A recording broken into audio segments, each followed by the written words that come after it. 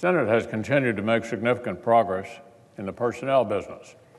After 2 years of systematic heel-dragging from our friends across the aisle, even on the least controversial nominations, the modest reform the Senate adopted last month is helping us get back on track.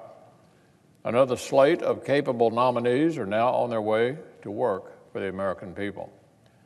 They are precisely the same sort of unobjectionable sub-cabinet nominees who until very recently would not have been subjected to 30 hours of debate.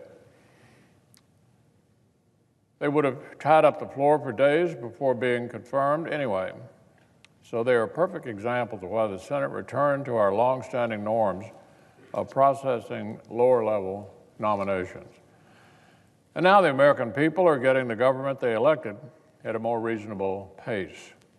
To be clear, Mr. President, the silly partisan games haven't all been cleared away from our work on nominations. For example, just yesterday, we confirmed Judge Joseph Bianco to serve on the Second Circuit by a relatively close vote of 54 to 42. Remember, for a judge in the scope of Senate history, that counts as a close shave.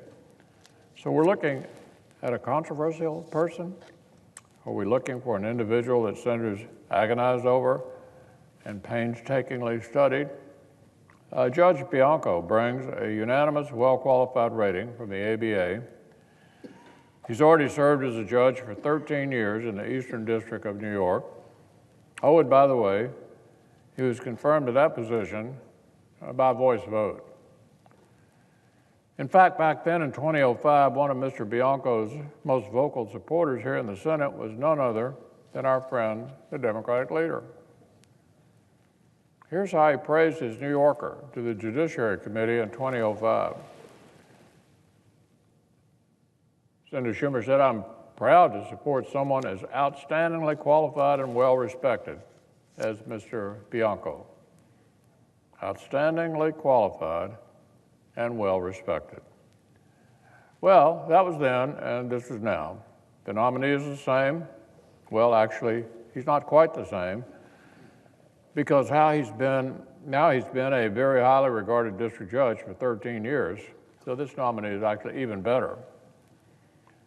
But the occupant of the White House is different, and in this political moment, as we know, my Democratic colleagues' commitment to the outrage industrial complex seems to crowd out reasonable judgment.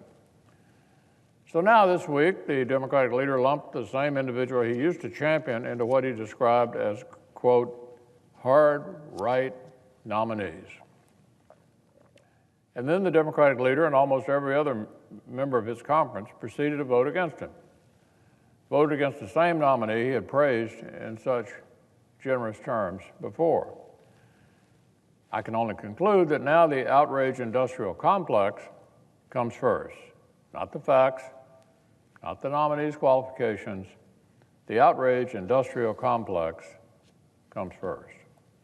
So now, the individual whom the Democratic leader used to champion and who passed by voice vote in 2005 now receives this partisan treatment. What was once a routine matter for acclamation becomes a party line vote, just because this president is the one who nominated him. Well, look, fortunately, at the end of the day, the outcome is the same.